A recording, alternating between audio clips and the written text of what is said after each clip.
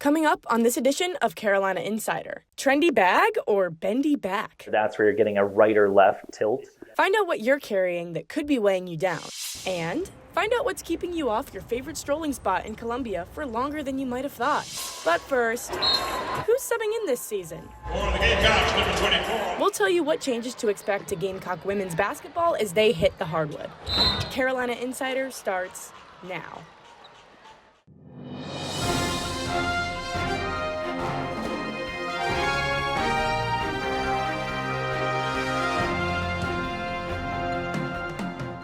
Hello, and thank you for joining us. I'm Hailey Brown. Our top story today, fall is in the air, and that means women's basketball is underway. Fans get their second glimpse at the Gamecocks tonight as they take on UNC in their second exhibition game of the season. Tip-off is at 6 p.m. in Atlanta. The season started with a slam dunk as the team took to the court this weekend. Despite injuries, transfers, and players moving on to the WNBA, Joyce Edwards and transfer Medina Okot took charge on the court, powering South Carolina to a 112-31 win over Anderson. The Gamecocks showed no signs of slowing down. We lost full Wally. He had the injury. Act is not playing. So I think people look at us and they think, well, will they be as good as they're supposed to be? We're going to be just fine. This was the team's first appearance since forward Chloe Kitts tore her ACL and will be taking the year off to recover. Kitts was a key player last year, averaging 10 points a game and ranking third in team scoring. If you want to catch the team's home opener, they'll begin the regular season at Colonial Life Arena on November 3rd at 7 p.m. As our women's basketball team gets fired up, excitement builds on the ice for USC club hockey. Cock Hockey has agreed to rejoin the American Collegiate Hockey Association after a 4-year break. The Gamecocks are moving into Division II, and as a part of College Hockey South, will now play against teams like the University of Alabama and Tennessee. This game came after they won the AAU Division I National Championship last season. With this move, the Gamecocks have had the chance to expand to wider audiences and tap sticks with more competitive opponents that they've never seen before. In other news, the South Carolina Department of Public Health is asking for help keeping residents, young and old, safe and protected. They've confirmed a current measles outbreak in the upstate with 25 cases. In response, the DPH is deploying a mobile health unit to 2 locations across Spartanburg County over the next week to offer free measles, mumps, and rubella, or MMR vaccines, to unvaccinated folks. They say children are especially in need to prevent the spread of disease in public schools. Closer to home, big changes are on the way for Columbia's water supply. Construction along the Columbia Canal is affecting Riverfront Park visitors.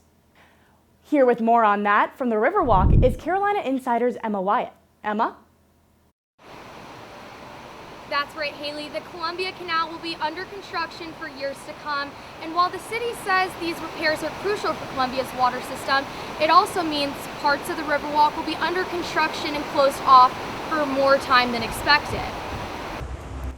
This multi-million-dollar project is set to repair major damage from the 2015 flood that affected Columbia and most of the Midlands.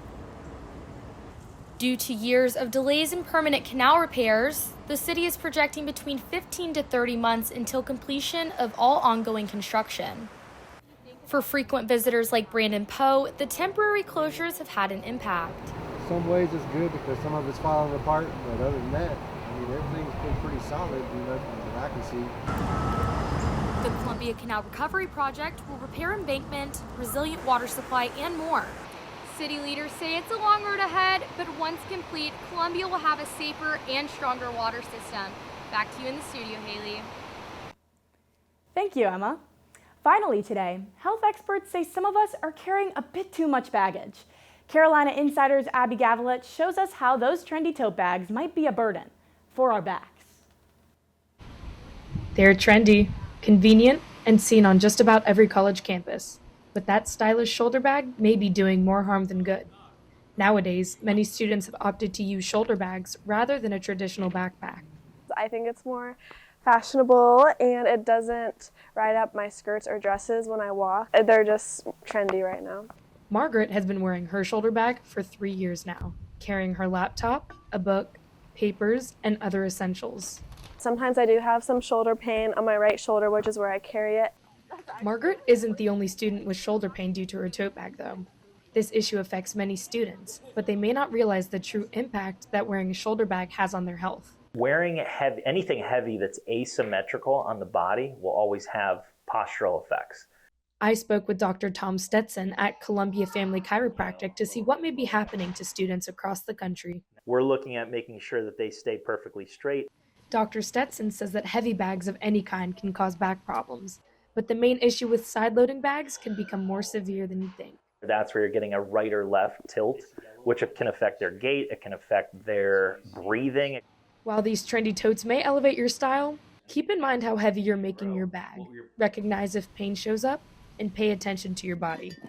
Because when it comes to fashion, pain doesn't have to be part of the look. For Carolina Insider, I'm Abby Gavelitz. That's it for this edition of Carolina Insider, a student production here in the Kennedy Greenhouse studio in the School of Journalism and Mass Communications. Thank you for joining us. We'll see you back here next week. Have a safe and spooky Halloween.